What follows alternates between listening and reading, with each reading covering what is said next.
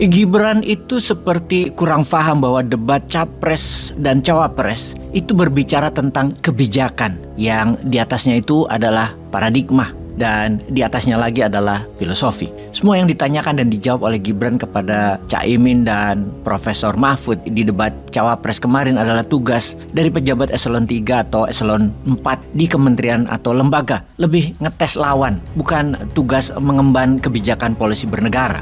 Apakah ini akibat dangkalnya pemahaman Gibran tentang kebijakan, paradigma, dan filsafat bernegara, atau strategi tim pemenangan karena menganggap rakyat itu perlunya hanya hiburan, aksi teatrikal di debat cawapres? Kita tidak tahu. Namun secara akademis kali ini kita akan bahas debat cawapres dengan tema pembangunan berkelanjutan, sumber daya alam, lingkungan hidup, energi, pangan, agraria, masyarakat adat, dan desa.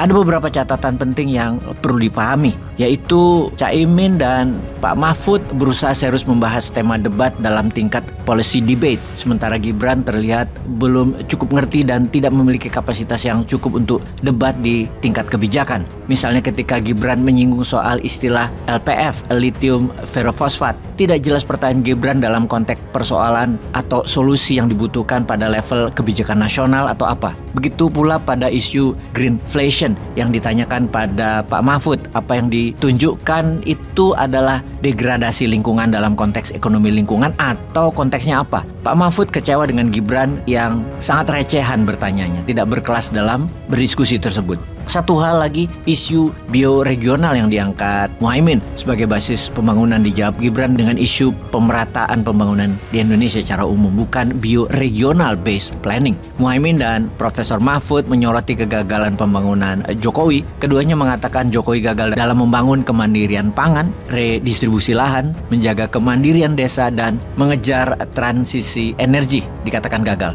Mahfud dan Muhaimin juga sepakat terjadi kegagalan dalam pembangunan sektor agraria, baik merujuk pada UU PA maupun fakta terjadinya konflik agraria yang semakin membesar. Muhaimin juga mempersoalkan agenda redistribusi lahan yang tidak ada.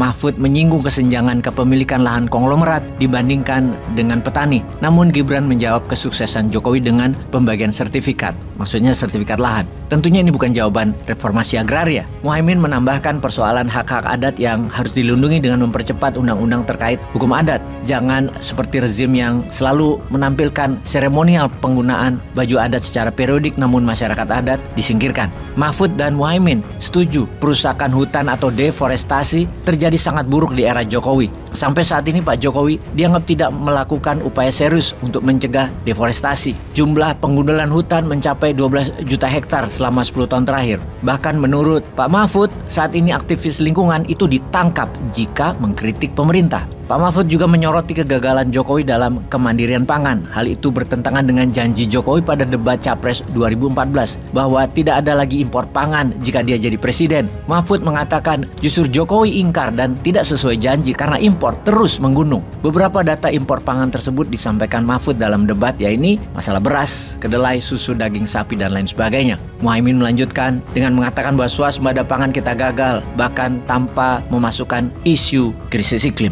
Sebab petani diabaikan. Sebaliknya korporasi besar diutamakan. Kegagalan pengadaan pupuk, harga, dan keterjangkauan merupakan fenomena nyata saat ini. Dalam hal konflik agraria dan berkembangnya illegal mining, Mahfud menekankan bahwa semua ini tanggung jawab pemerintah dan khususnya aparatur yang membiarkan mafia-mafia tersebut berkuasa. Kerusakan iklim dengan deforestasi jutaan hektar lahan terus berlanjut di era Jokowi, tidak ada keinginan untuk memperbaiki. Urusan mafia-mafia penguasaan lahan tersebut yang dikatakan Pak Mahfud, Gibran menjawab, cabut aja hak tanah atau IUP yang ilegal. Lah, ilegal yang nggak punya IUP, Mas, apa yang dicabut? Bagaimana sih? Mahfud mengatakan bahwa justru pemerintah saat ini melindungi mafia-mafia tambang dengan menghalangi prinsip-prinsip keterbukaan informasi dan pembiaran oleh aparat. Menurut Mahfud, langkah penting adalah negara harus membuka siapa-siapa memiliki lahan-lahan di Indonesia, termasuk yang melakukan penguasaan secara ilegal. Kedua, pedang hukum jangan lagi tumpul. Hilirisasi Jokowi yang dibanggakan Gibran sebagai program strategis dalam memajukan bangsa serta menciptakan lapangan kerja, menurut Muhaimin dilakukan secara ugal-ugalan, tidak mensejahterakan penduduk lokal dan mendatangkan tenaga kerja asing yang banyak. Muhaimin mengatakan bahwa eksplorasi alam untuk pembangunan perlu, namun harus menghitung sisi ekologisnya. Terkait transisi ke arah energi terbarukan, Muhaimin justru mengatakan bahwa rezim Jokowi tidak serius. Target penurunan emisi karbon 2025 berkurang 23% jadi 17% dan pajak karbon ditunda. Muhaimin dan Mahfud menunjukkan berbagai kegagalan pemerintah yang harus diperbaiki atau yang masyarakat harus ketahui. Rakyat dalam debat kemarin terinformasi kegagalan pemerintah yang bertanggung jawab atas kehancuran lingkungan, berkembangnya mafia tanah dan tambang, rusaknya aparatur negara, deforestasi berkelanjutan, hilirisasi yang tidak menguntungkan, dan lain sebagainya. Jutaan rakyat yang mendengar pemaparan Mahfud dan Muhaimin menunjukkan adanya ketidakjelasan atau ketidaksinkronan antara fakta yang diketahui elit dengan tingkat kepuasan publik terhadap Jokowi dalam berbagai survei. Tentu saja, rakyat sekarang dapat mempertimbangkan mana yang lebih kredibel dan masuk akal. Peace.